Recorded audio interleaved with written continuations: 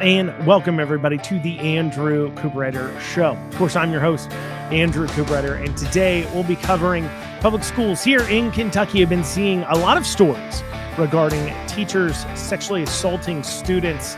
Just how much of that are we seeing? Is this a trend? What's going on? Then we'll be talking about Louisville Gas and Electric looking at closing 4 coal power plants. Finally, University of Kentucky and others respond to the realization that UK has been performing gender reassignment surgeries on minors. Of course, as you can expect, everybody's mad, but let's try to wade through the BS and find out the truth, shall we? We'll have all that and more today on the Andrew Cooperrider Show. But first, please like, comment, share, subscribe, spread the news. The best way that you can help out the show is by hitting that share button, making a comment, hitting like. If you're listening to this on the audio format, in the podcast form, please leave a review, but only if you like the show. If you hate the show, don't leave a review. Nobody wants your opinion. But without further ado, let's dig into it. So here in Lexington, this is what kind of got me looking at this, because I've been noticing a lot of these stories, and news broke, yesterday, day before yesterday, 3 days ago or so, about a Henry Clay teacher involved with having exchange of pornography, sexual images with a 9-year-old boy. So having a 9-year-old boy send him pictures of his genitals and him sending adult things to him. Obviously pretty awful. And I started to ask a question, what is going on here? Let me just read some stories from just this year from around Kentucky. Patrick Howard Brady in Anderson County is facing a multi-count indictment of sexual related charges. The allegations center around inappropriate relationship with students. This is all this year. Ellen Shell, Kentucky's teacher's aide, arrested for having sex with 2 underage boys, including family friend's son. Northern Kentucky teacher arrested after posting child porn on social media. Kentucky State Police reported that they arrested 26-year-old Benjamin A. Adams of Bowling Green, Kentucky, who was a teacher at Logan County High School for inappropriate relationships with minors. A Rowan County teacher and coach is accused of inappropriate sexual misconduct with a student. Superintendent confirms Andrew Zari has been placed on administrative leave following inappropriate relationships with children. This is just a few headlines from this year, just here in Kentucky, and this isn't even all of them. So the question becomes, is this what is going on here? What is going on in our public schools? And I started to dig deeper. I'm going to tell you some things that are quite shocking, some facts, some statistics that are going to make you lose your mind. So be prepared. So this is a stat from the Department of Education's Civil Rights Study. And in 2016 to 2018, okay, so they looked at school year in 2016, they looked at school year ending in 2018. They found that instances of sexual assault on a student from a teacher rose by 55% from 2016 to 2018. In fact, it is believed that over 10% of all students involved in public schools K through 12 that are graduating have experienced, 10% of all kids in K through 12 education have experienced a sexual assault from a teacher of some kind, some sort of sexually either inappropriate behavior, actual rape, those types of behaviors. Quite horrific. In fact, according to many studies, the sexual abuse problem going on in our public schools specifically is nearly 100 times greater than that of the Catholic Church. That's right. Our public schools, instances of sexual assault, this is accounting for the size difference, is nearly 100 times greater than the problems we've seen even at the height of the Catholic Church. That is horrific. Absolutely horrible. And what's funny, though, is we hear leftists all the time talking about the issues going on in the Catholic Church. Many a times when we are involved, if you're involved in any kind of political debates or online discussions with leftist people, and you're talking about Christianity, one thing they'll try to use to tear it down is they'll use the attacks of the Catholic Church having its disgusting issue with Catholic priests, and they'll use that as fodder or evidence for why all of Christianity is wrong, ignoring the fact that, of course, sinning of human beings has nothing to do with the actual Christianity and your belief in it, or should have nothing to do with it. But anyways, they cite that as a ha-ha gotcha moment. But why is it that the media, and also us in a way, are not talking about the nearly 100 times greater problem that is going on in our public schools? Why is it that as we talk about public school education, we've been talking about indoctrinations, of course, we've been talking about worrying about what our kids are being taught, CRT, and as such, but we are not talking about the massive problem of disgusting, horrible, gross, perverted, awful teachers, not all of them, obviously, but the ones that are assaulting these children. We're not talking about this gigantic issue that's literally dancing right in front of us. A lot of that has to do with the fact that, well, the teachers' unions, much like we've seen with the Catholic Church, mixed with the administrators of these schools, they're hiding the issue many a times. They don't want the information to leak to the news, and they definitely don't want you to connect the two. In fact, as I just said earlier, and I was talking about disgusting, horrible people that want to rape children, I had to make sure as I was saying it, you knew I was talking about those who are raping children and not all teachers. It has become a thing in our culture. We're not even supposed to speak badly about our educational system for fear that we may upset the teachers for pointing out the failure of the educational system. Well, I can tell you this much, especially you leftists out there. You want to point at a few bad cops. I mean, all cops are bad and everything else. Well, what do we do with the fact that a few teachers are raping 10% of our students in public schools? What do you want to do with that information? Do you want to watch it sit idly by? Or do you want to actually deal with this head on? Do you want to make sure that it is unthinkable and these acts are met with the kind of ferocity and condemnation that they deserve? But no, instead, what our culture wants to talk about is they want to encourage this type of behavior. And what do I mean by that? Well, the meteoric rise we've seen of this has a lot to do and tied with how we've began to view the classroom as a society over the last decade or so. Just take a listen to this video. So this was an interview by a gay kindergartner teacher after Florida passed its bill saying you can't talk to minors, especially in elementary school, about gay sex. This is what a kindergartner teacher had to say on national TV. Be able to have discussions, and that's what we're encouraged to do in kindergarten. And then personally, because my kids do have questions. They want to know who my partner is in pictures outside of my classroom, and I should be able to speak to that. That's what we do as educators. We build relationships with our kids, and in order to build relationships, you talk about your home life. You talk about what you do on the weekends. That's building community. It scares me to death that I am not going to be able to have these conversations with my children, because they're going to ask me what I did on the weekend. I don't want to have to hide that my partner and I went paddleboarding this weekend, because then they ask, well, what does partner mean, Mr. Bernard? And, I'm worried, can I tell them what it means? He said he was scared to death that he can't talk about his personal life with kindergarten students, that he won't be able to tell 6-year-olds about the date he went on. That is the culture. This was broadcasted on national TV as if it was a good point behind the bill, that the fact that gay teachers wouldn't be able to tell their 6-year-old students about their gay relationships is a reason that the bill is just so incredibly awful. And with a culture like that, with a media like that, it's no wonder that we've seen such a huge rise with a culture in media that focuses on the pleasure of oneself, that everything is okay. There is no moral limits or bounds. You need to involve your kids in your life. Tell them all about it. Build those relationships with your children.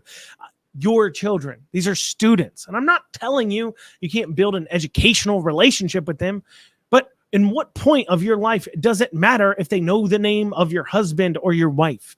At what point does it matter if they know if you went on a date or not that weekend? Why are you having those discussions with the students? A school culture that's focused on the teachers and their happiness, not focused on the students and being taught. It's no wonder why. If you believe your perversion is permissible, not only permissible, but that it is a catastrophic incident, that you're not allowed to talk to kids about your perversion, are we actually shocked that we see public schools having such a horrific rise in this kind of behavior against students? One of the most shocking things as I was reading through these studies was the amount of these assaults that are quote unquote handled in-house. This is a problem that was seen with the same Catholic priest situation. In-house handling, shuffling the lemons, pushing them off onto their next victims. Many states and school districts don't require mandatory reporting, don't require mandatory background checks on these types of issues. And instead, you continue to throw your kids to the wolves. If there was ever an argument for school choice, for homeschooling, for private schooling your kids, if there's ever an argument to point out just how broken our public schools are, it should be this issue. Maybe you support everything else, but everybody should be able to look at an institution where 10% of kids are being sexually assaulted, like what's happening in our public schools, and say, something's broken there. Maybe we should rethink our support for it. Well, coming up, LG&E wants to close 4 coal power plants. We'll be talking about that issue and what they're looking for right after this.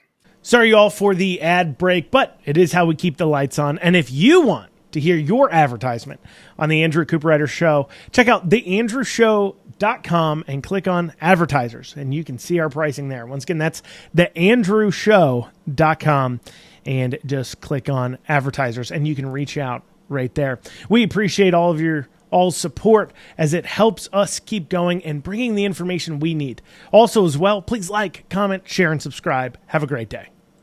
859 Print, my go-to printer. I've done tens of thousands of dollars worth of business with them across campaigns. I've had them do direct mailers, buy TV ads, online advertising, web advertising, you name it, they can do it if it involves marketing. And I tell you this much, I always seek them out.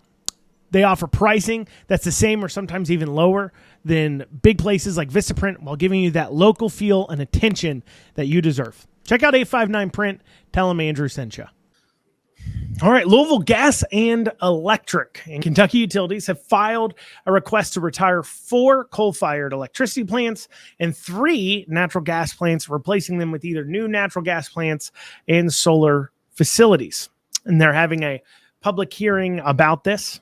This also harkens back to a bill that was passed last year, Senate Bill 4, which what it did was it prohibited the Public Service Commission from approving a request by utility to retire a coal-fired plant, unless, of course, that utility could show that there wouldn't be a negative impact on reliability or the cost of the electricity.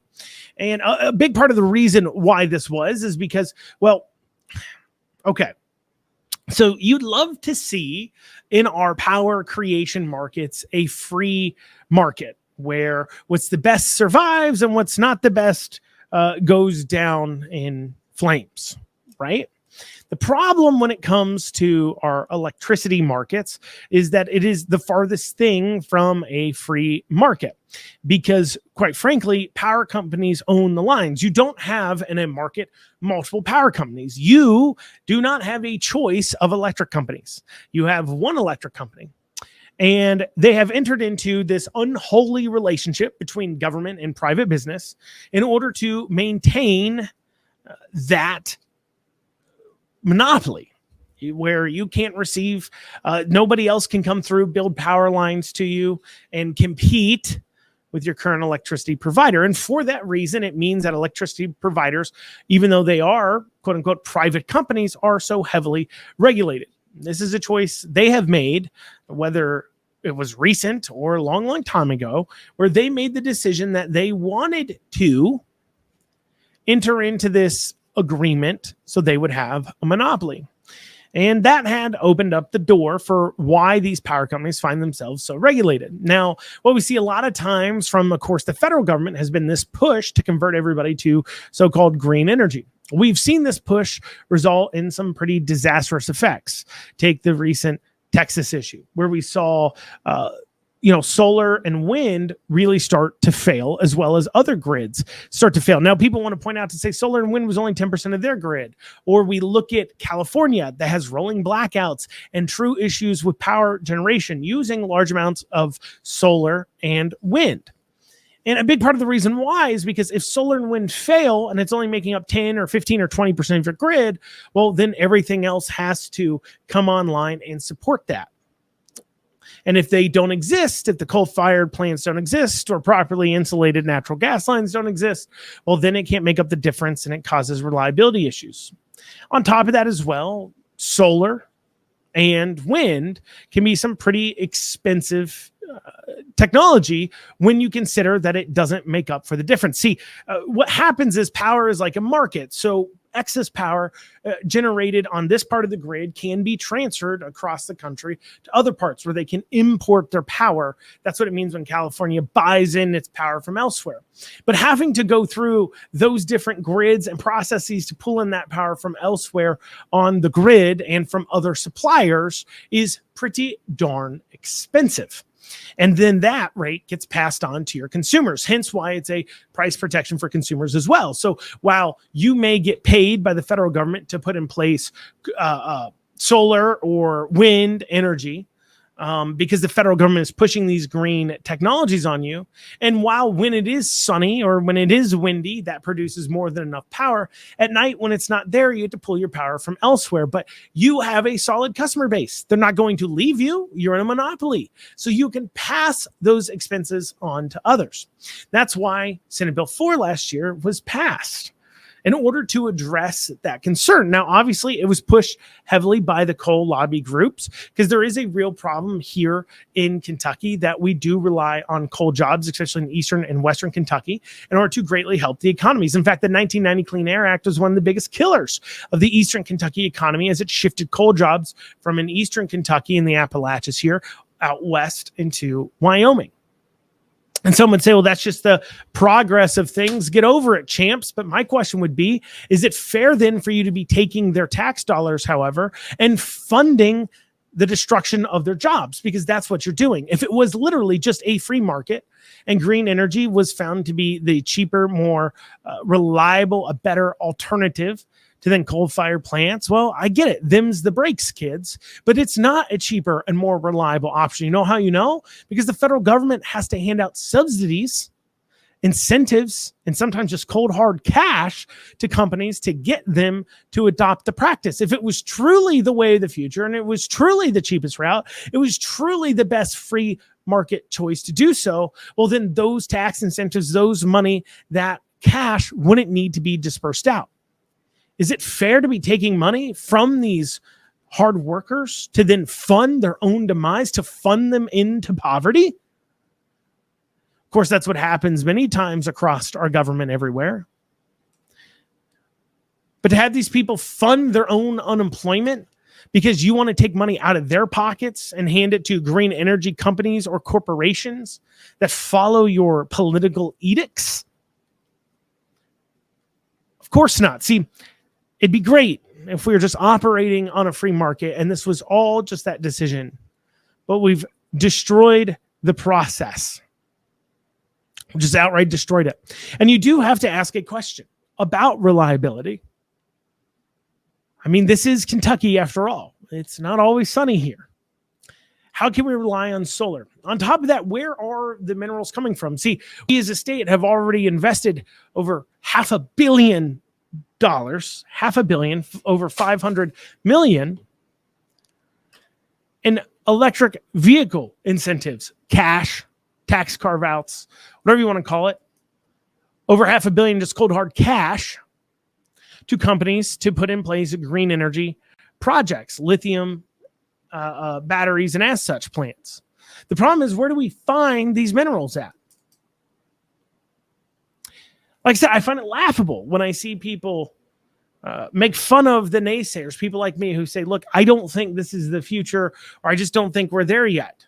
They make jokes like, oh, are you writing this on a typewriter, saying that we're clinging to the past? Well, it's not about clinging to the past. It's about the fact that this is not a sustainable future, and you are stealing money from the rest of us to try to make it so.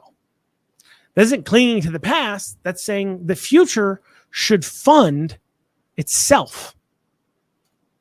Well, the University of Kentucky has responded to these issues regarding them coming out. The University of Kentucky came out recently, and I covered this in yesterday's podcast, saying that they have been providing some gender reassignment surgeries.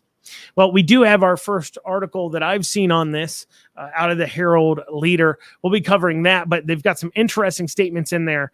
We'll just be going over all that here right after this short break. Lexington Overstock Warehouse is Central Kentucky's best source for stylish new home furnishings. Don't pay retail. With our low overhead operating structure and big name brands, we offer the absolute best values on new furniture for every room. Shop online anytime at LexingtonOverstockWarehouse.com or visit our weekends only showroom located at 156 West Tiverton Way. Right now, for listeners of this show, we're offering a special discount for our online customers. Use coupon code FREEDOM for an additional 10% off your online order today. Lexington Overstock Warehouse, low overhead equals really low prices.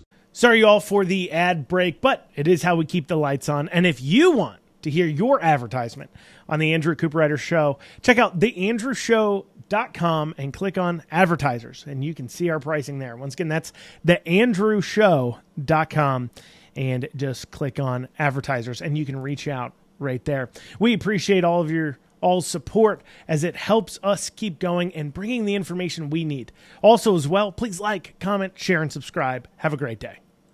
All right, so we have this article from the Herald Leader regarding the egg on the face that Bashir has, because it turns out UK was performing surgeries on underage minors. So I'm going to go over a little bit of that article and some points in it. First, this article is wrote by Austin Horn, who, by the way, I consider one of the better political reporters in Kentucky. I've sat down with him. I've done interviews with Austin Horn myself. While sometimes I've looked at an article and said, I don't think that's exactly a fair thing to bring up, or I've looked at it and not been 100% satisfied. I've never felt he completely misrepresented what I said or did, or ever reported things that were just completely taken in the wrong light. He's still a reporter. He still has a story to write. But out of the political reporters, Austin Horn, I've experienced, has been one of the fairest. But he wrote this article from the Herald Leader titled, "New Information from UK Complicates Democratic Narrative on Trans Surgeries for Minors in Kentucky." Now, of course, what he's talking about is what we covered yesterday at the top in our podcast, where we spoke about University of Kentucky has been performing so-called top surgeries on minors. And this really does complicate Bashir, who's been running an ad of how these surgeries don't happen in Kentucky. And this has been a repeated talking point from the left. And now they've got a big problem. So let's see what UK had to say about this letter coming out. Well, Austin asked University of Kentucky for comment on this, and they responded with, from Jay Bland, a spokesperson for the University of Kentucky, stressed that non-genital gender reassignment surgeries performed at Transform Health were exceedingly rare, and that they have completely stopped since the passage of Senate Bill 150.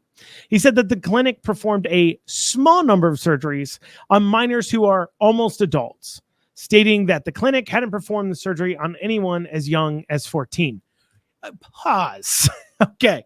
So if you're making a statement here, this is, I think, a telling statement. Let's go over what he just said. He said it's a small number. It's on minors who are almost adult. It's never been anyone even as young as 14. Well, are you saying that you've performed them on 15-year-olds? What does University of Kentucky consider almost an adult? Either they're an adult or they're not. Are you saying that a 17-year-old is fine? 16-year-old, a 15-year-old? They chose that age as young as 14 specifically. If it was not, I honestly believe they've done it on a 15-year-old. I believe they have performed gender reassignment on a 15-year-old because, well, this was their official comment. It certainly draws you certainly have the ability to make that conclusion. So University of Kentucky obviously is trying to downplay this as much as possible. But how are Democrats responding? These Democrats who've repeatedly said these surgeries aren't happening on minors. Well, obviously they had to trot out their go-to trans spokesperson currently, Emma Curtis. Emma Curtis is a trans person who was soundly rejected by the Democratic Party leadership in Lexington. You'll remember this trans individual as the individual that they that wanted to take over Swain's seat in this special election that's coming up in November. But the Democrats decided that, well, maybe Kentucky isn't quite ready to have a trans candidate, or rather Beshear's more important, and having a trans person on the ballot will definitely hurt him in the polls, because obviously these are not good issues for Democrats. They just aren't. You can tell they aren't when you look at how pissed they are about this in this article. You can tell they know these are losing bad issues for them. But what did Emma Curtis have to say? Well, Emma Curtis said the conflation of the two is misguided at best and dangerous at worst. So what Emma's talking about is confusing top and bottom surgery. So to Emma, there is somehow a difference between chopping the dick off a boy and chopping the breasts off a girl. To Emma, there is a big difference between the genital surgeries on minors and giving them boob jobs or chopping their breasts off on minors. A difference that I don't think most people would agree with. In fact, I would ask Emma Curtis to please slowly explain why the two are so vastly different. And conflating the two is just so misguided. Please explain to me how chopping the body parts off, no matter where they are, is somehow, in order to chopping and permanently disfiguring a body because somebody believes they're a different gender today, is somehow different depending on where that body part is. I would love for Emma to explain themselves, but of course, Emma can't. There's a giant hole in the logic. What could you expect from somebody that believes they were born into the wrong gender and really, really, really, despite being born a man, really believes they're a woman? I wouldn't expect Emma to have any kind of logic because Emma's entire life is illogical. So, of course, Emma will pretend that conflation of the two is misguided without being able to explain why. But Emma continues here. It's extremely disappointing to see the willingness of a political party to use trans kids who are already one of the most vulnerable populations as political pawns. Curtis, why are they so vulnerable? Could it be that they're vulnerable because they're mentally ill and it's not getting treated, but instead people like you are defending a hospital for chopping body parts off them? But that wasn't the only trans person who weighed in this article. Rebecca Blankenship The state's first openly transgender elected official and executive director of Banned Conversion Therapy Kentucky said it made Rebecca livid. This is from a tweet from Blankenship. This represents an appalling betrayal of public trust by UK healthcare, UK administrators, and the UK Board of Trustees. By withholding this information, the University of Kentucky has thwarted our legislature's attempt to make responsible public policy, deliberately deceive and embarrass pro-LGBT advocates, and denied the public the right to hold our public institutions accountable. Notice the terms. By withholding this information, you see, these people claim that they're against the surgeries. Nobody's for the surgeries. It's bad medical advice to be for the surgeries. We'd never be okay with the surgeries. That's Bashir's claim. That's these Democrats' claim. Their claim has been constantly, nobody's for these surgeries. These surgeries aren't happening. That was wrong. Nobody's for these surgeries. We're not even for these surgeries. But notice what Blankenship is upset about in this tweet. Blankenship isn't upset that the surgeries have been going on. Blankenship cares more about the politics of the situation than they do about the kids who've been disfigured underage. Because Blankenship never actually cared. Blankenship cares about the fact that they didn't know the surgeries were happening, so they couldn't change their current gaslighting. See, they've been caught in their gaslight. They've been able to pretend they're against the surgeries until they find out they're happening, and now they have to explain themselves. That's what they're upset about. There's not one of these people. See, if they really thought it was so wrong to have these surgeries,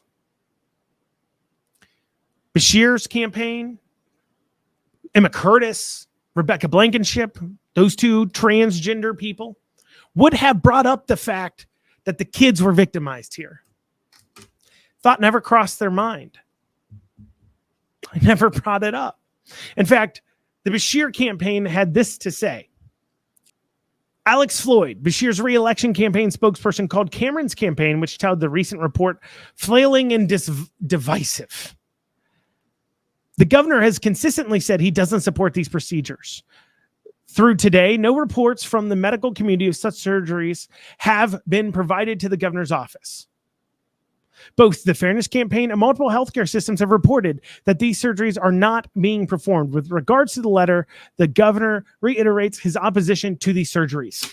Has anybody said, where are these children? Has anybody showed one care from the Democrats about these victimized children? No, because they don't actually think they're victimized. Once again, they're upset that they were caught gaslighting. Bashir wants to sell you that he didn't know. That means you're incompetent of a governor to take such a position that this isn't happening in Kentucky on such an important issue that you're so incredibly misinformed on, you never bothered to go ask. Or what you're showing is you're hoping we wouldn't find out. What's funny is that as they talked about this letter and how they were deceived, Lindsey Tishner, state senator, mentioned the letter in a floor speech this last legislative session. In fact, in the entire time, all these individuals were saying these surgeries don't happen in Kentucky. They don't happen in Kentucky. Almost every single legislator knew they did. Savannah Maddox posted on her Facebook that she was sitting across from a healthcare provider who said they were happening in Kentucky. How is it that the legislators are so aware of this? How'd they have such foresight? Or maybe, just maybe, the Democrats should learn a lesson here. Maybe saying you're against a bill passing simply because you believe the thing in it isn't happening, not because you're against it. But you say, well, I want that bill's stupid to pass because that isn't happening here. How about you don't defend something stop pretending you're against something that you're not actually against. Stop using the argument, well, that's not really happening, so we don't need to ban it, but I am against it. As a good argument, because it's not. It's horrible. And it's going to catch you up every time, just like it did here. Well, y'all, that's what we have time for today on the Andrew Cooperrider Show. Thank you all so much for joining us. Please catch us back here tomorrow with another episode. Have a great rest of your day.